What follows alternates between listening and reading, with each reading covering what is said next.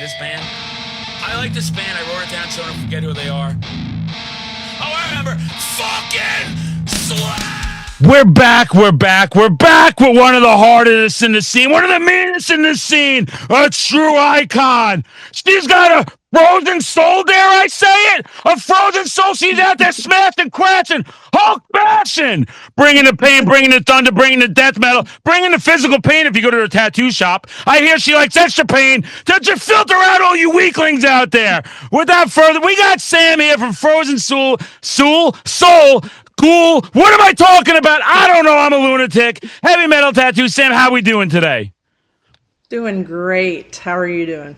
I am, as usual, full of energy, except before this podcast started, everybody. I was having a meltdown. She's like, I'm going to sign off and walk away from this guy. We know he's got a few screws loose, but he's really out there, and I don't need this today. But thank you for staying.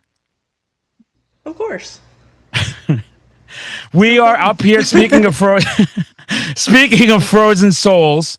It is frozen up here in Massachusetts. There's like 18 inches of snow. We're getting hit with another 18 inches of snow. So I will be blasting Frozen Soul while I snowblow. Hell yeah. Thank you. That's what I needed. I needed a member of Frozen Soul to give me that okay with, because I don't want to get sued for copyright infringement. So thank you very much. It is a pleasure to talk to you. I got to see you and the mighty Frozen Soul at Milwaukee Metal Fest.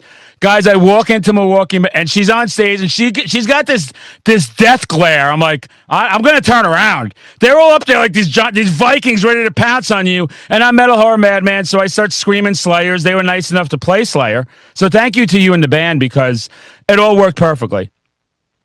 Hell yeah. Nobody had it on video. Nobody had it on video though. We can't even relive the moment. Damn. That's unfortunate. That set was unbelievable. Your band is unbelievable. Your stage presence, literally one of the greatest metal stage presences out there. You don't feel like you're just listening to music, but you're immersed into this like old school Celtic like feel. It's such a great presence you guys have. Well, thank you. We try to, where we can, create like an encompassing thing. Like we usually have a snow machine. Wow. We've got it's usually very, very dark when we play, and we have like a snow machine and fog and, crazy skeletons on the side with lights and all that. And we're going to make it like an atmospheric type of situation, for everybody too. So yeah. It's cool. We try our hardest. You think you succeeded, and I mean it. When I went in there, I'm a lunatic when I'm out, right? People will say I'm intimidating. I looked at you. I was up there and I was like, this is scary. This some bad stuff's gonna go down, and that's the type of heavy metal stage presence I like to see. And you have that face you put on when you play, and I'm just like, this is intense. And the crowd went insane. What a show! What an amazing show! And we're just glad you're out there putting that out. But I wanted to ask you about the tattooing. Where did that come about? Is that something you did before music, after music? I actually started playing music and tattooing at the same time. Wow. I started learning, I was an apprentice and started learning how to play bass the same year. And then it both just kind of went like this. And then, I tattoo when I wasn't touring and whatever, and then had the opportunity to open my own studio, and that's what I did. So everything just kind of worked out. But yeah, I started doing both at the same time, actually. That's awesome. And as far as, I love to hear stories like that, because a lot of times I'll hear in this scene where people look for stuff to just happen overnight. If their band doesn't catch overnight, if their artistry doesn't catch overnight, if their social media, the amount of social media people I came up with, and it kind of makes me sad because they gave up. Maybe they had one viral video and then other stuff didn't pop. So like I've enjoyed just gradually, my whole thing from the beginning was like gradually build it, try and become as crazy as my content is for the people that know me out there. I always do have a method behind my madness. And that's inspirational to hear you were doing it both at the same time. Like, how do you manage that? How do you say to yourself, I can do this without getting overwhelmed? I like to think of it in my brain like a gear. So like when I'm back home, I switch it into tattooing gear. Yeah, I'll take a little bit of a rest. Like that is something I did have to learn. Like I can't immediately hop back into tattooing after tour. I'm too tired. So right. Like I'll take like a week off, gather myself, get back to tattooing, book my appointments, tend to the shop, and then, about a week before we leave for our next tour, I switch back into that gear of having to leave again. So Yeah. I just manage it by trying to rest, and I can't do everything all the time. I'll get burnt out. So, but yeah, that's kind of how I look at it. I just switch gears, and then I can focus on one thing. And right now we're working on like music videos. Yeah. Coming up for next week. So like I'm making props, I'm getting storyboards ready, I'm doing all this other shit while I've got some downtime from the studio. So I kind of try to prioritize everything a little bit, and it works out for me that way. That's great to hear, and it's something for people really do need to hear. Right? It's okay to take breaks from things, because that's something that happened to me. I'm right now and like I'm not. People can party, drink, smoke, do whatever they want to do. I'm not here to judge. I had to take a break. Though, but like 4 months of just taking a break from everything. I went out and from Milwaukee to RPM Fest to Hershey Slayer. Excuse me, fucking Slayer. I gotta say it right. Louder Than Life. All these things, and I noticed I was like, I had a beer in my hand every picture. I was partying real hard. I was just caught up in all of it. And that's usually not what I like to do. People assume that about me. They think, and I'm going like, I'm just stressing myself out. I came back and it's like now back to work. Metal Hard Madman goes to the back burner. I could do this social media, but I'm not out there with the people feeding off that energy and all that stuff. And I had to say to myself, like, you're just taking a break from everything because you're going to burn out. And what happens to me is I get very manic and then I get very depressed. So it's like when that depression, so you get it. Yeah. I got to tell you, Sam, it's a lot of people in our scene. There's a lot of people that are just like us with that. And that's why I'm so glad you said about that taking a break, because I try and stress it. People think I'm a wrestling character all the time. I'm really out there screaming Slayers 24/7, talking. And it's like, I can't. And I'm sure, as I'll ask you how critical, because one of my other downfalls is I'm very critical of myself. So if I'm on stage announcing a band and I didn't like what I said, or I forgot something I will beat myself up to a very unhealthy mental condition that way. And something I've been working on, but how do you deal with all that stuff? I used to be really bad about that too, where it's like, I'll go back and watch performances that were recorded or whatever, and I'm like, oh, I look like a dumbass right here, or I could have, played this part a little bit tighter or whatever. And it's like, this is live music, and I have to give myself some grace. There's people flying off the stage. I've got so many variables to worry about, and it's really just like, for me, at the end of the day, it's the energy I'm putting out. Like, nobody gives a fuck, truly. I'm not a fucking, lead guitar player, so nobody gives a fuck if you mess up a little bit, That's just in my head. Right. And so, like, I've been a little bit better about giving myself some grace, and I think part of the thing with manic depression and, like, bipolar and stuff, like, the pursuit of perfection will kill you. So when you're working on something and you're like, it has to be perfect, I have to get this done, like, blah, blah, blah, blah, I gotta do all this stuff, and then it's not what you deem perfect, because nothing is ever going to be perfect, you start to burn out, and that's like just the vicious cycle. So you just have to give yourself some grace, some time to step back, look at it, don't take everybody's opinions to heart. And my main thing too is like, I always feel like I have to be on, and I don't like that. So that's something else that I've been working on. And so, like, when I go to a local show, I get to see all my homies and my friends and stuff, but I also, I see a lot of fans, and it gets a little overwhelming for me. And I feel like I have to be on. Like, I feel like I can't cut loose a little bit and have a couple drinks or something. And so that's something that's like, I've been working on personally also, just like, hey, I don't gotta be this like crazy turbo bitch, all the time. Like, I can chill, and I'm really nice in real life, like, but, when I'm on stage, I'm just like ready to kill, Oh, but, I saw it. I will never. That is one of the most intimidating things. I remember, like, it was because I also remember the person that was filming all my content was doing something else while you guys were sound checking, and I remember seeing, and you were in character, so I had to put my face on, and I'm like, she's gonna beat my ass. Like, and then I remember when I started yelling at her, I'm like, oh, I don't want her to come down here and just beat the piss out of me. I'm just trying to have fun. And like you, though, I relate to everything you say because I feel like I always have to be on. And I mean, every aspect of my life, if it's metal, horror, mad, and I mean, to the point, like, I know when I leave the house, I have to dress my certain way because I'll be in the supermarket now, which is crazy to me. And it's like, Madman, is that you? And I also, it's a part of it. Like, I want to give them, like, I appreciate, as someone that suffers from bipolar and someone that goes into those depressions, there's times that I feel like I don't deserve it.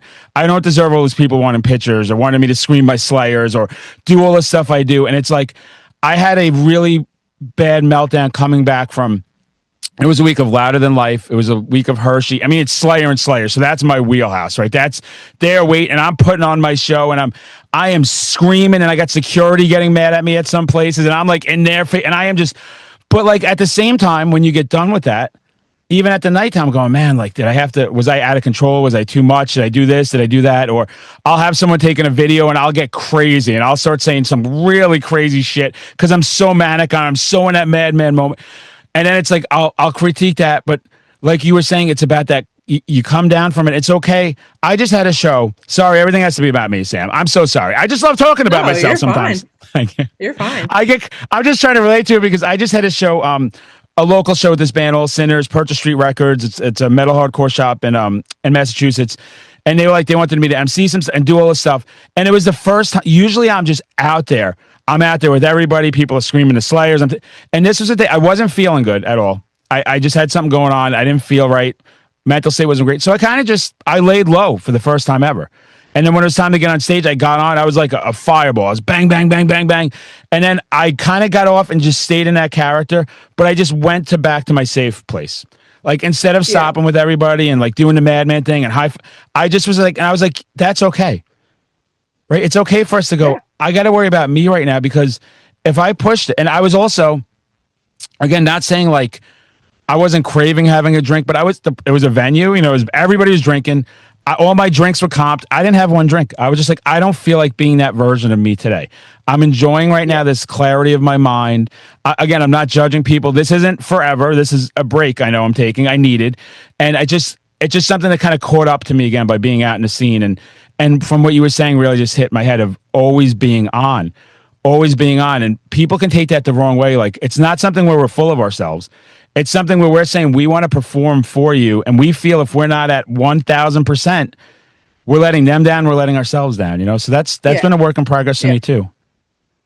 Yeah, I feel you 100% on that. And also with the drinking thing, like, when I drink, I am crazy town, and I'm really fun. And so like people want to always party with me. And it's like, people don't get it. Like, when you're playing a different city every day, right?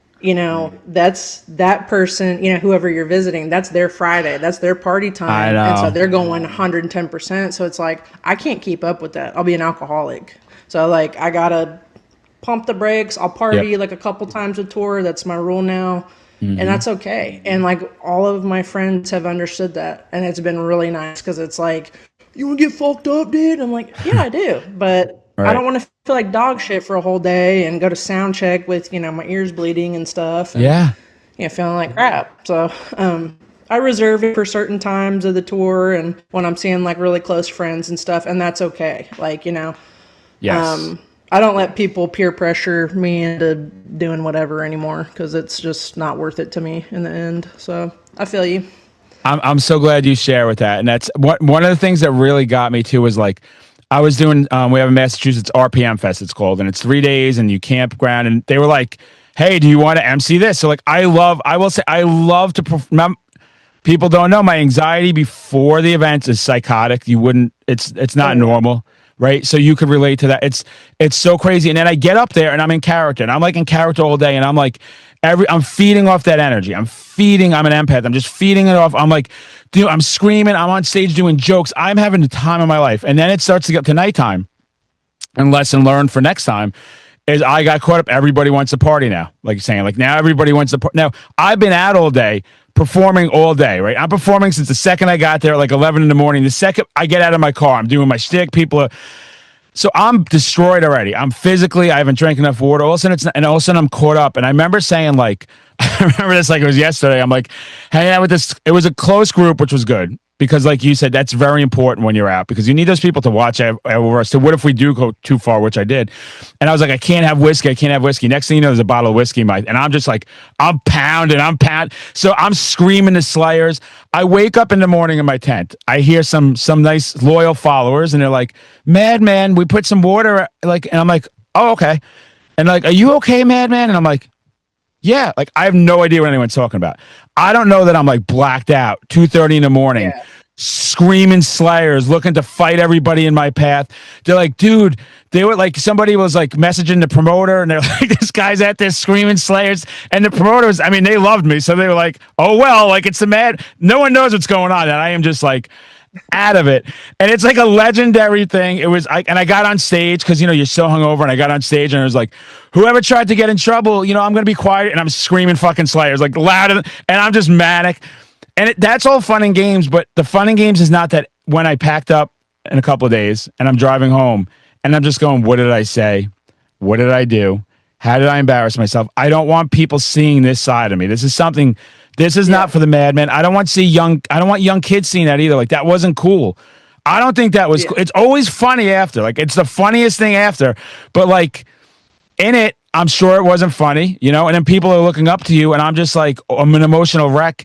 And that took a while to get over. So yeah, it's finding that balance, finding good people, and not being peer pressured. Like there is no reason to do anything you don't want to do ever. Yeah, for sure. Yeah, I 100% agree. And like like you were saying, you get to be a madman. Like I've wrestled people in bands. I've gotten kicked out of places I've played. Yep. Like I mean, right. I get crazy. Like I'll smashing, about to smash a boulder over somebody's head, kind of shit, and we're very alike. Broken it sounds ribs, like kind of stuff. Yeah, yep. And I have to go. That's fun, and we can all laugh about it years later or whatever now. But alcohol interacts with my medication in a very weird way at a certain point in the evening, and I black out, and it gets a little crazy. So, for my own safety, it's just I can't be doing stuff like that anymore. So no, and then look at you like a survivor of that, right? It's and like I just said, I could relate 1,000,000,000%, and then here you are knowing like, hey, we can always be better. We can always do better things, and it doesn't have to happen overnight. And then you're out there doing these, like I said, just dreams for most people. 99% of the people wish they could get on stage. 99% of the people wish they could get an album recorded. Putting art on people's bodies, like that's another thing that's helped me tremendously with and I'm sure you've heard this before, and with people that do get tattooed, it's therapy. That the pain is therapy. The artwork, I love just looking at my tattoo. Like I'll just sit there at night, like looking at it, and just I always loved art. Like the reason my room is always like this since I was a kid. I need stuff on the ceilings. I need busy everywhere.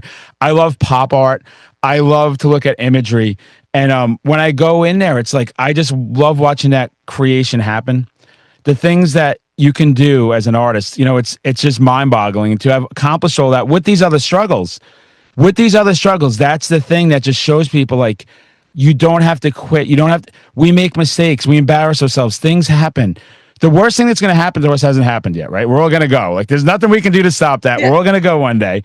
And it's like, you're doing these multiple things. You said you're able to balance. And just what do you prefer? Or is it equal? Would you rather be out playing with Frozen Soul? Would you rather be recording music, or would you rather be in the shop creating art? I'm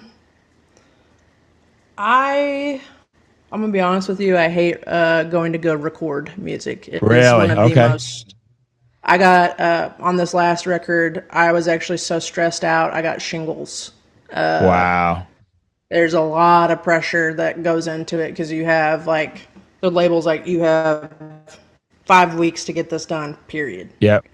You have X amount of dollars to record with this guy. Period. And sometimes, like like we worked for years on some of these songs, like we had them in the bank, or we're working on something new, and sometimes they get totally scrapped and rebuilt into something new, and it's with so many people being involved, it's an incredibly stressful process because you have to have your voice heard, and sometimes it's not something you want, and you got to kind of compromise or whatever.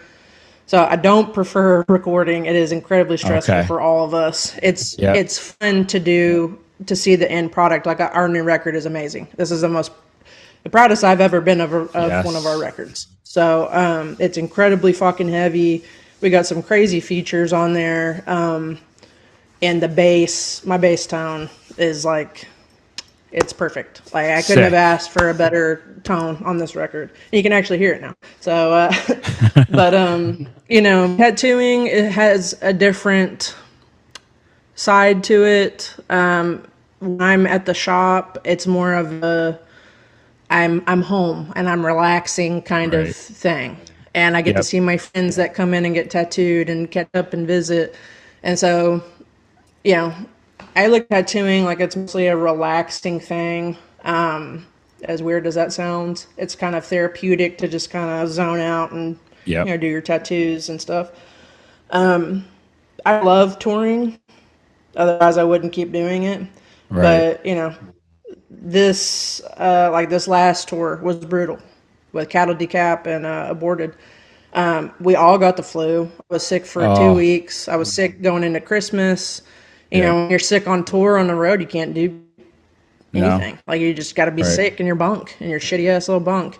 Yep. And so I don't have anybody taking care of me, and you just got to take care of yourself, even if it's fucking freezing cold outside and stuff. And there's ups and downs to all of it. I like being home because I'm a homebody. I like playing Yeah. video games and being with my dog and my fiance and stuff. But and I make music when I'm at home. But touring is fun because I get to see so many people.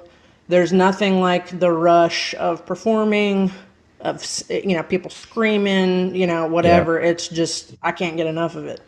So That's even awesome. I was watching some videos last night of us performing on this last tour because I've been home less than 4 weeks now from this last tour, and I was watching us perform, and me and Chad had the flu. We were in the throes of the flu, and I am like Oh, trying to windmill, and I'm like, oh god, I feel so yeah. bad. And I wouldn't trade it for anything though, because it's like this is so much fun. I love seeing all my homies. I love partying with fuck, we partied with Rob Barrett from Cannibal Corpse in Florida. Like I get to Damn. see my homies in Michigan and all the Yep. people in California that we know, and it's all worth it in the end, even though it's like very trying at times for sure. So I prefer honestly touring. I'm Hey, gonna and be that's honest. I'll say that's usually the answer I definitely hear. It is the touring, and it's for everything you just said. It is just it's that magical time, right? It's just like it's not even real. You're in just other zone, this other level of euphoria and all these great things happening. And speaking of I know gaming, you love throwing Magic the Gathering packs at your adoring fans while they're watching that. I Where did do. that come from? That's sick as fuck. That's awesome. Well, funny story. This band pretty much formed from like me, Chad, and Michael playing Magic together. Like Oh, okay. me and Yeah. Chad were friends. Met Yep. Michael at a local gaming store, and I was like, he was wearing like some death metal shirt, and I was like, dude, you like death metal? And he was like, yeah. Yeah. And I was like, you should come hang out with us, like come kick it. And then he became the guitar player of Frozen Soul.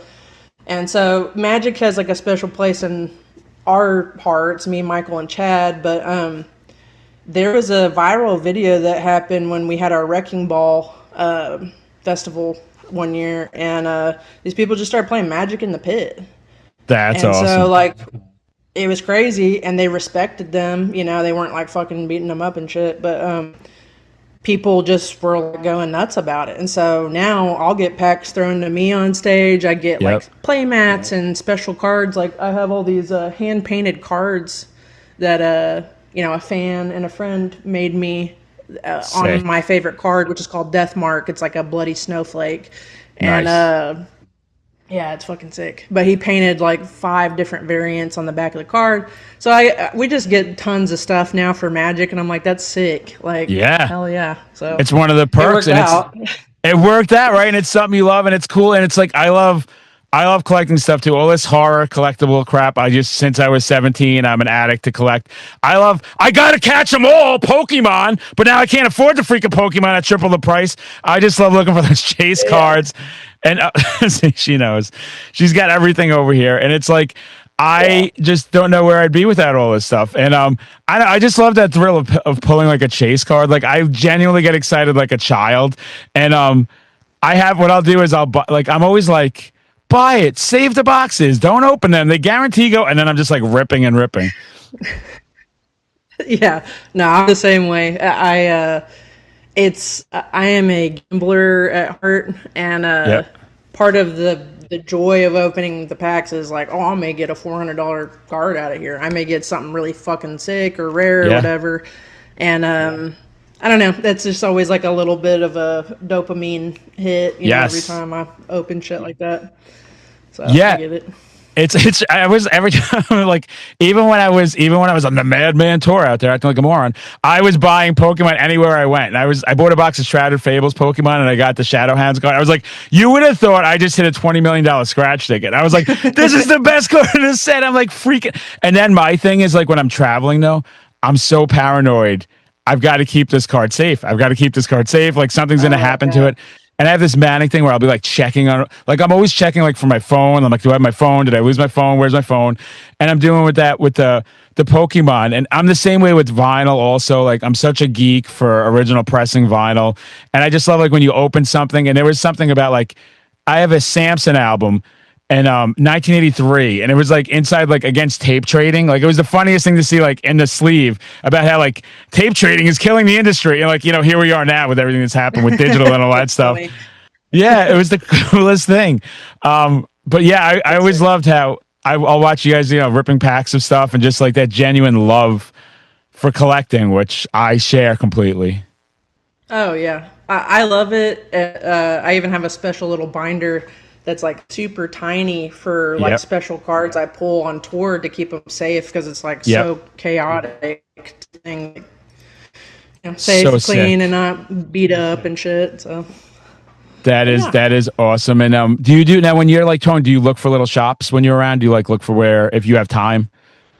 Depends.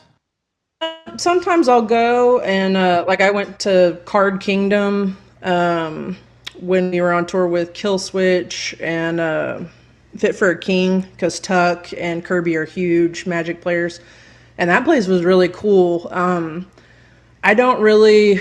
I play a certain type of Magic. I play Commander, Okay. and so there's different tiers of it. Yep. So some of the decks are like over $10,000 and stuff. So like I don't want to bring a really expensive Right. deck on tour and it get fucked up or something. Yep. So I have like a proxy deck. I'll play occasionally if I have time. It's so mentally draining for me because there's so much interaction. But it's really fun when everybody like when I find somebody else in another band that plays. I'm like, let's fucking throw down, dude. That's sick. We toured with Tribal Gaze a couple of years ago, and they all picked it up and were trying to play, Yeah. and I was just whooping their asses, That's awesome. just bad. And they were like, "We don't even want to play you anymore because it's just embarrassing." And I was like, "Well, sorry," but it's just super fun. I love just having that's like the purest form of gaming. I feel like because it's Yeah. like one-on-one and interactive. Also enjoy PC gaming. That's like a big thing for me also. But yeah, it's really fun on tour. I love doing that shit. So Yeah, I know when you guys were the next. I don't know if you ever been to That's Entertainment in Worcester when you guys were at the Palladium. I wanted to get. Speaking of the flu, I had the flu. I was so mad because I'm going to hit you guys up, and I was like, I'm going to be at the show. Let's make some kind of stupid video or something. I wanted to take you guys to that store because they have all that stuff, and I just like to burn my money.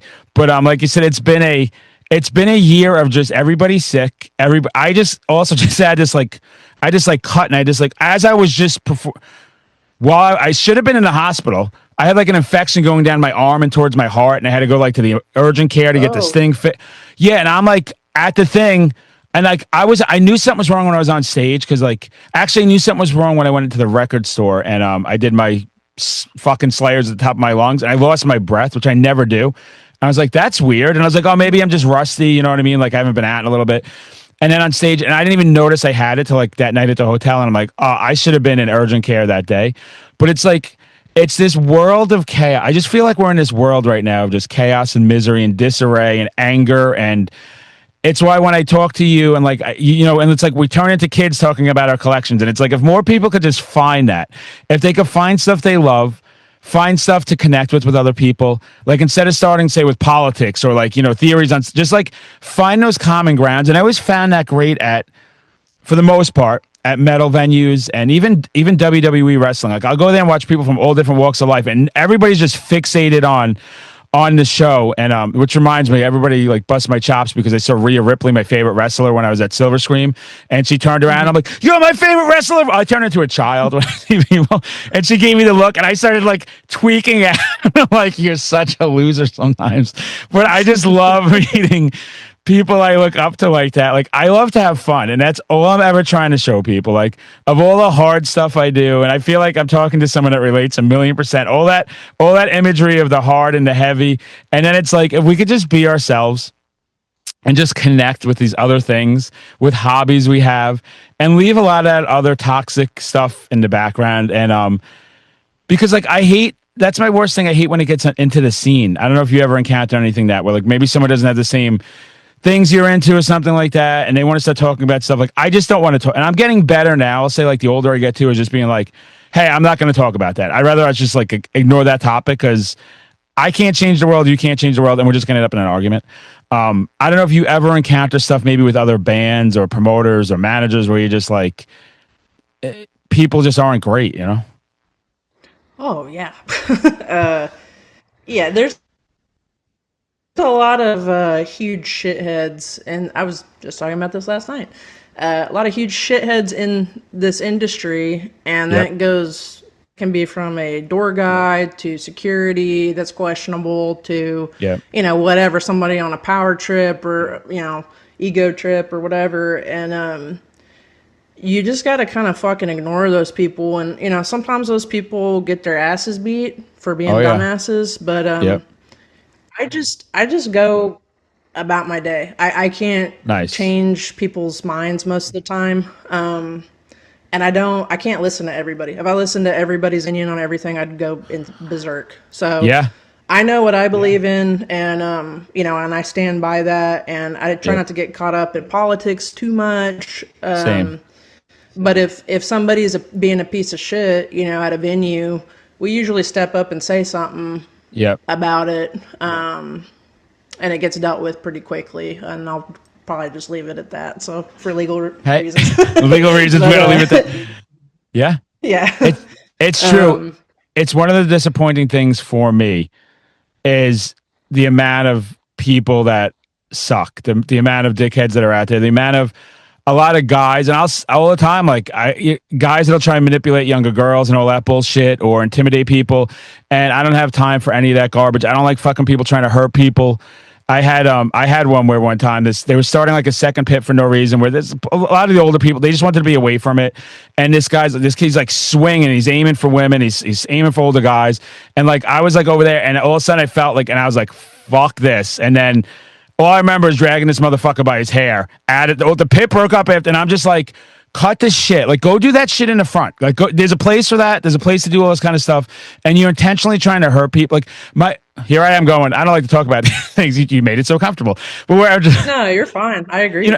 That shit where it's like, we're going to aim for somebody that can't protect themselves. And you hear this stuff, well, they wanted to be there anyway. And I'm like, I don't fucking find you as a tough guy for punching a kid that's 13 years old in the fucking face and making their nose, and then being like, shouldn't have been in the pit.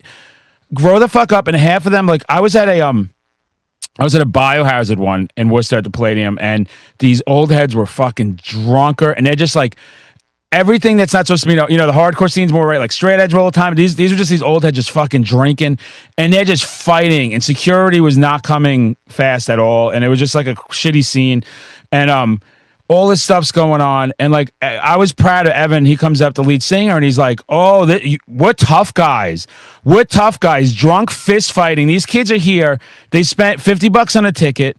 Everybody's trying to have a good time, and you're so fucking tough. Interrupting the show and throwing hands." And I was like, that was pretty badass to me. That was pretty cool, because the dickheads of the scene think like and it's like, you go to a show. I want to go to have fun. If I got to go to a venue, I got to worry about if I'm going to get in a fucking fight or who's going to be doing this or that. And like, I am vocal when I'm at. I guess I'm like you guys. I'm fucking vocal. I don't want any drama. I don't want any bullshit. I do not tolerate bullying. Never in my whole life. I will get. If I was in sixth grade and a ninth grade, I'll get my ass kicked just to not be bullied ever again. Like I do not tolerate that in the scene, and I do think that's a part that people need to be more vocal about. And I think some of these people, I think it's a flex to hurt people. We're going to those shows. Almost everybody at these shows, guys, the backgrounds, we have troubled backgrounds or we have mental illness, and we're all in there. And it's like we're supposed to be this family. We want the fucking normies away from us, the people that put us down and say the way we dress and the way we act. And it is unfortunate. It is unfortunate to see there is people in the scene like that. And I just think we got to keep weeding them out. They're not welcome in the scene. I don't think anybody should be welcoming to those people. We go there to have a good time and chill.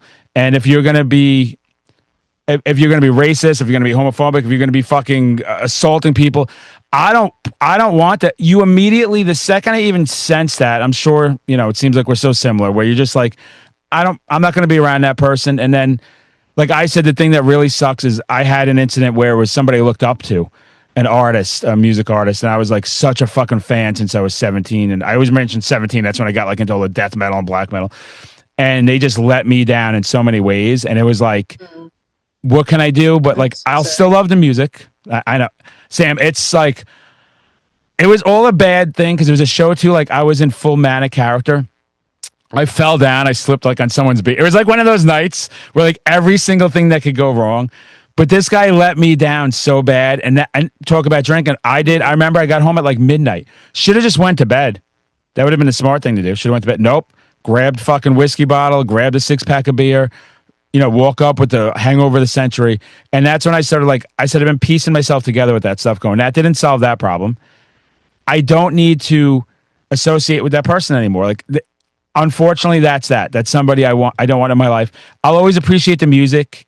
And I guess that's where you separate, the music and the person and all that stuff. But that sucks. And I've been there also where it's like, oh, this guy is like, I've been listening to you for forever. And like, I'll meet them backstage and they're a giant fucking dickhead. And it's like, fuck you. Right. Right. Who do you think you are? And unfortunately, like sometimes I, also equate that to like, well, maybe they're tired. Maybe they've been on tour for a long time and they're just a dickhead that day. Maybe they've been bothered too much. I try to put myself in their shoes. But if I have multiple interactions with somebody in the scene and they're just consistently a dickhead, it's like, fuck you. I don't want to associate with you. I'm not going to put you on. I'm not going to support you. So whatever. I mean, I agree. That's great advice. And that's great advice. Fuck those people. And they're just people, everybody. Even these ones we look up to as they're not idols. They're not better than anybody. We're all people. We're all on an equal playing ground. And it's a good point where you did say, though, that you could run into somebody because I thought of one of the festivals I was at, I was getting I was doing so many. And then you could imagine, I'm screaming these Slayers and it's like the sun's beating down on me. And I'm like, I got to go take cover. How am I going to last all night? And, maybe someone will be like, Madman, I'll just throw up the horns. And then I feel bad about that. Like, oh, I didn't go over to them, give them the video, do whatever.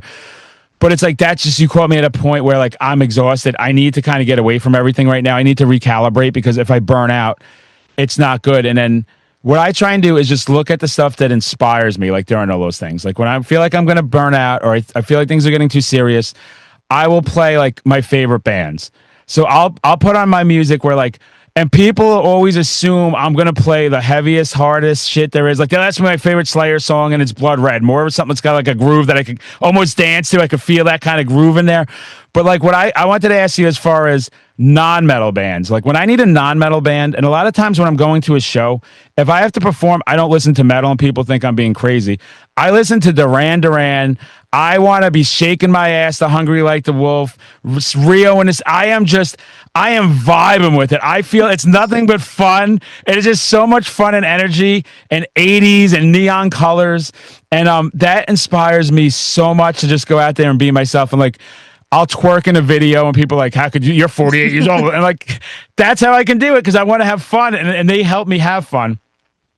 So I listen to a lot of Duran Duran. It's very inspirational for me. I listen to a lot of Motorhead because Lemmy just gave me that like badass thing when the madman's out and he takes no shit and he has no fear and he's gonna do whatever he wants on a video and I was just in the I was just in the Frozen Soul encased in ass shorts, pink shorts. I just put a video out yesterday and I turn around with my big asses out there and it was during a snowstorm here. It was like a foot of snow and I'm out there in a tank top because I just like to have fun. But like I think of those two that like just and then the Slayer also gives me that aggression, and people love to dog on Slayer. Everything sounds the same, blah blah blah, whatever. I love Slayer. I love the adrenaline rush they give me, and to each their own. People are gonna like what they like. Like if I had to think of three that really inspire me, and like the one, like I said, Duran Duran. People are like that's insane. I'm like, not for me, it ain't. So I wanted to ask you who your three would be. I really like this band called Crippling Alcoholism, and they have gotten really big in the last year, and I'm really happy Nice. for them as much as I wanted to gatekeep them. They're such a strange band. Yep. They're I think they call it murder pop is what Oh, they nice. are, or something like that. So one of their, if I'm not mistaken, one of their records is from the viewpoint of somebody in a mental institution or incarcerated. So all these songs Wow. are very like murdery and weave a very nice visual tapestry. It was my most listened to record last year. So Crippling Alcoholism, and they also put out a new record recently too. Crippling Alcoholism. Let me pull up my music shit. I listen to a lot of Depeche Mode. Oh, I love Enjoy the Love Silence. Depeche Yeah, so good. because I listen to so much metal. I gotta have a breather. You I'm get not it. gonna listen to that when I'm going to bed. Right. You're a psycho if you. Yeah, sure. I let's see. I listen to so much crap, dude. Really, Depeche Mode. I love Nine Inch Nails. Yeah.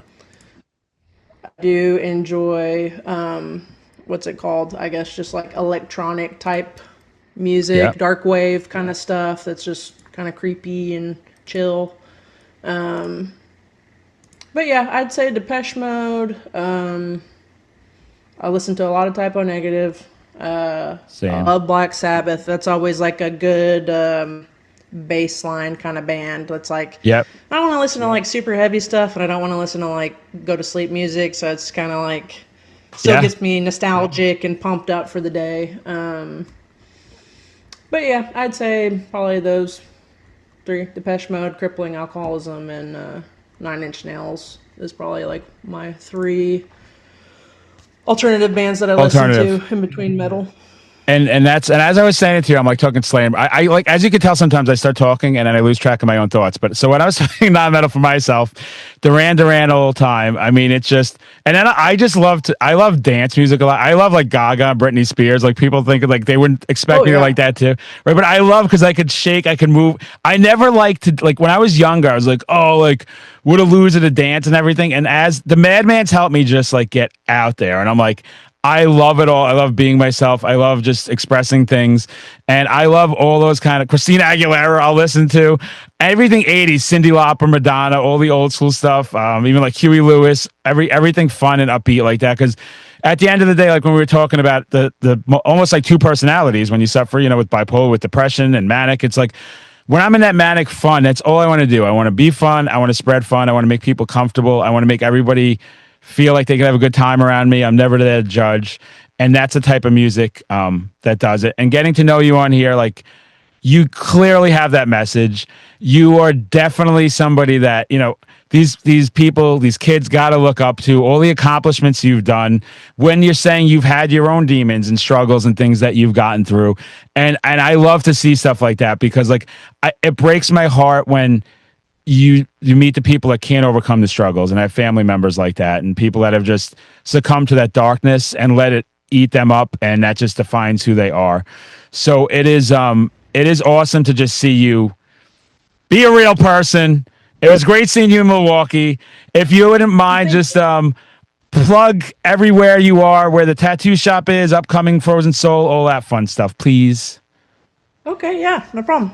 All right, so we have a new record that'll be out in May. I'm not sure if I'm allowed to say the date yet, but early May, new record. We got music videos dropping as early as next month.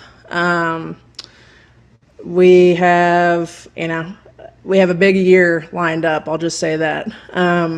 So expect a lot of music videos coming up. New record in May, tours, festivals. Heavy Metal Tattoo, that's my tattoo shop out in Fort Worth, Texas. Check it out if I'm there. Check it out if I'm not there. And yeah, just keep an eye on socials because I'll be posting about that shit like constantly for the new record coming up. Are you going to be around during Sick New World, Texas? I don't know yet. Okay, because I'm coming down there for Slayer. You think I would know that off the top of my head since I should really start taking that planning seriously. What is it? September, October? I have my phone. I think it is October. October. It is October 24th. Yeah, I'm not sure yet. We've got a couple of tours that are in the running during that time, and so I'm not sure if we're going to be there. But if I am here, I'm definitely going to go to that. I'm surprised we're not playing it for whatever reason because we're from here. If I'd love to just link up with you guys, and if you were at the tattoo shop, I would be honored to get a tattoo there because I just massive fan. Like I said, I love that you're on here. I am a geek at the end of the day. It was so cool seeing you in Milwaukee. She squared me up when I walked in, and I remember that as a fan. Right, I'm walking in, and it was just such a sick moment, and I just think you're very iconic, inspirational for the industry. Everybody that I know that knows you says nothing but great things about you. And I love how real you are. So if we do cross paths there, and if not, whatever, like I said, I should have hit you guys up when you were in my area, but I was just so sick. I'm like, I can't be around anybody. I can't leave the house. But yeah. So I will I'll keep inquiring. I'll bother you and see where you are. But okay, yeah. Be more than happy to tattoo you if I'm in town. And I would love it, and come up with a sick design that we could talk about or whatever. And I mean, everything I have is band or horror